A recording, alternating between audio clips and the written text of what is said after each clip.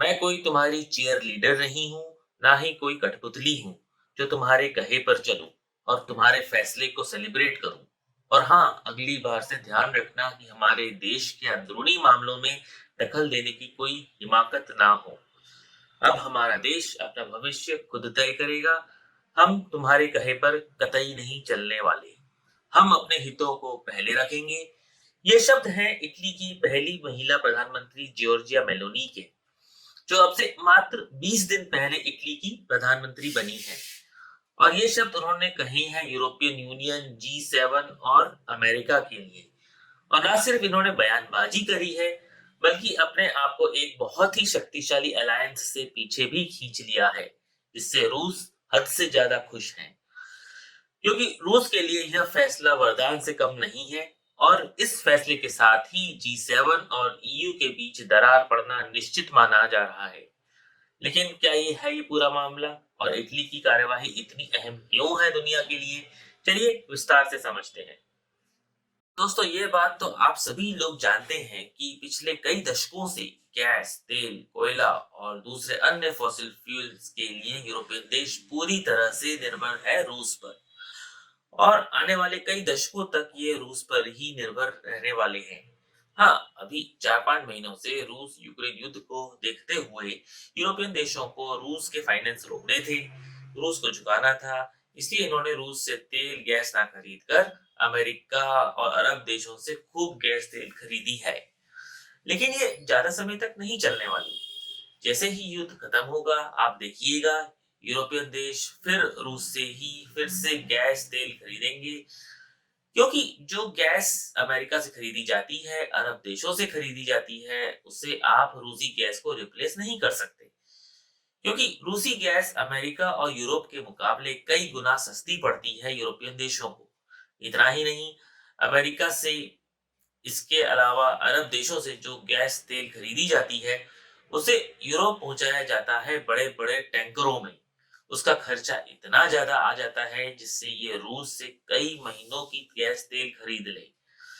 इतना ज्यादा फर्क है रेट रेट में। इसलिए ये कुछ महीनों तक तो चलेगा, अंत में ये रूस के पास ही जाएंगे, ये सबको पता है। हालांकि यूरोपियन देशों के पास इस निर्भरता को खत्म करने का एक इलाज मौजूद है, जिसे ये पिछले 15 सालों से इम्प्लीमेंट करने की कोशिश तो कर रहे हैं, और वो है इलेक्ट्रिक वाहन। लेकिन उसमें भी इनको ज्यादा सफलता नहीं मिली है, क्योंकि एक तो इलेक्ट्रिक वाहन बहुत ही ज्यादा महंगे होते हैं। जो फॉसिल फ्यूल से चलने वाली कारें होती हैं, बाइक्स होती हैं, वो बहुत ही चीप होती हैं। कोई भी आम आदमी उन्हें बहुत ही आसानी से खरीद सकता है। इसके अलावा जो गरीब लोग भी होते हैं यूरोप में, वह कम से कम सेकंड हैंड कारें तो खरीद ही सकते हैं। और इसलिए इन्हें रिप्लेस कर पाना इतना आसान काम भी नहीं है। खुद यूरोपियन यूनियन कह चुका है कि चाहे हम कितनी भी कोशिश कर लें, कितनी भी हम 2030 तक की डेडलाइन बना लें, लेकिन 2000 पहले 2050 से पहले यह काम पूरी तरह से संभव नहीं हो पाएगा। और इसी चीज को देखते हुए अब से कुछ महीने पहले यूरोपियन देशों ने एक रणनीति बनाई। रणनीति यह थी कि क्यों ना फॉसिल फ्यूल से चलने वाहनों के बजाय हम फॉसिल फ्यूल को ही बैन कर दें। यानी कि पेट्रोल, डीजल, गैस, तमाम तरह की चीजें, इन सबको बंद कर दिया जाए स्ट्रेटेजिक तरीके से। क्या थी रणनीति?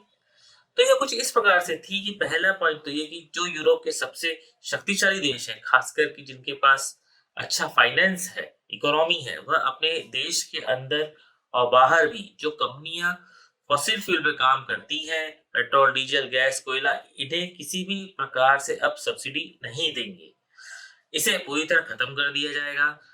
दूसरा पॉइंट ये था कि यूरोप के देश ना ही अपने देश के अंदर और ना ही देश के बाहर दुनिया के किसी भी हिस्से में पेट्रोल डीजल के प्लांट नहीं लगाएंगे, ना ही कोई रिफाइनरी लाएंगे, और ना ही किसी भी प्रकार की कोई हिस्सेदारी रखेंगे। किसी भी प्रकार का जुड़ाव नहीं होगा। कोयले की किसी भी खदान में इन्वॉल्वमेंट नहीं होगा यूरोपियन कंपनी का, डायरेक्टली और ना ही इनडायरेक्टली। अगला पॉइंट यह जोड़ा गया कि यूरोपियन देश ऐसी किसी भी कंपनी को जो फॉसिल फ्यूल के व्यापार से जुड़ी हुई है, कोयले का व्यापार करती है या एक्सपोर्ट इंपोर्ट करती है, ऐसी कंपनियों को यूरोपियन देश कोई भी लोन नहीं देंगे, किसी भी प्रकार का कोई क्रेडिट नहीं देंगे, और ना ही कोई एक्सपोर्ट क्रेडिट मिलेगा। किसी भी प्रकार की कोई हेल्प नहीं दी जाएगी इन कंपनियों को यूरोपियन देशों के द्वारा। और यकीन मानिए कि बहुत ही ज्यादा कठोर और कड़े प्रावधान थे। और इन प्रावधानों के लागू होते ही यह माना जा रहा था कि यूरोपियन देश बड़ी ही आसानी से 2030 से पहले पहले फॉसिल फ्यूल वाहनों को पूरी तरह से मार्केट से बाहर कर देंगे, और इनकी जो निर्भरता है रूस पर पेट्रोल डीजल गैस को लेकर, वह पूरी तरह से खत्म हो जाएगी। और इनको जो थोड़ी बहुत इंडस्ट्रियल तौर पर जो चाहिए होगी, उसे यह लोग अमेरिका अरब देशों से मंगवा लिया करेंगे। और आपको बता दूं कि यह समझौता बहुत ही सक्सेसफुल रहा। इसे दुनिया के 20 देशों ने एक्सेप्ट कर लिया, जिसमें से 10 तो यूरोप के ही देश थे, जिनके मैं आपको नाम भी बता देता हूँ, जैसे Germany, Italy, France, Belgium, UK, Finland, Netherland, Spain, Sweden और डेनमार्क। और माना जा रहा था कि कुछ ही समय में इसे लागू कर दिया जाएगा, जिससे रशिया को करारा झटका लगेगा। लेकिन उससे पहले तो खुद यूरोप और G7 के देशों को 440 वोल्ट का करारा झटका लग चुका है, क्योंकि इस समझौते में जो एक अहम देश था इटली, उसने इस समझौते से अपने कदम पीछे खींच लिए हैं। इटली की प्रधानमंत्री, जो अब से सिर्फ 20 दिन पहले ही बनी है, उन्होंने कहा है कि यह समझौता हमारे देश के हित में नहीं है। हमारे देश के अंदर इकोनॉमिक क्राइसिस आने की संभावना है। अगर हम इसे लागू करते हैं तो हमारे देश के लोगों को इससे भारी नुकसान होगा। और हमारे यहाँ पर कई ऐसी कंपनियां हैं जो फॉसिल फ्यूल इंडस्ट्री से जुड़ी हुई हैं, उनको बहुत भारी नुकसान होगा। वह पूरी तरह से बैंकरप्ट हो जाएंगी और लाखों लोग बेरोजगार हो जाएंगे। और मुसीबत यह है कि यूरोप के जो अमीर देश है, जैसे कि फ्रांस, जर्मनी, ब्रिटेन, इनके पास पैसा है, वह इसे कॉम्पेंसेट कर सकते हैं। लेकिन हमारे पास इतना पैसा नहीं है, हम इसे कॉम्पेंसेट नहीं कर पाएंगे और हमारे यहाँ पर लोगों को भारी मुसीबत झेलनी पड़ेगी। हालांकि प्रधानमंत्री के इस ऐलान के बाद अमेरिका समेत पूरे यूरोप के शक्तिशाली नेताओं के फोन आने लगे इटली में कि आप इस समझौते से बाहर मत जाइए, हम आपकी मदद कर देंगे, आप ऐसा मत करिए। इस पर इटली की प्रधानमंत्री और भड़क गई और पूरी मीडिया के सामने आके पूरे यूरोप की उन्होंने भत पीट दी और साफ कह दिया कि हमारे अंदरूनी मामलों में यूरोप, अमेरिका और G7 के देश किसी भी प्रकार का दखल ना करें, वरना हम और भी कड़े स्टेप उठा सकते हैं।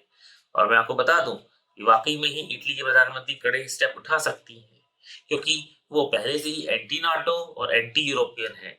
और जिस तरीके से ब्रिटेन यूरोपियन यूनियन से बाहर निकला है, आने वाले समय में पूरी संभावना है कि इटली भी ऐसा करेगा, क्योंकि यह नई जो प्रधानमंत्री है ये हार्डकोर नेशनलिस्ट है। हालांकि फिलहाल इटली ने जो किया है उससे बहुत ज्यादा रूस खुश है और उसको पता है कि कम से कम एक देश को और तोड़ना है, उसके बाद तो यह पूरा समझौता खत्म हो जाएगा।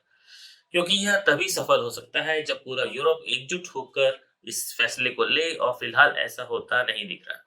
हालांकि मैं इस पूरे घटनाक्रम में पर नजर बनाए हुए हूँ। Thank you very much for watching this video.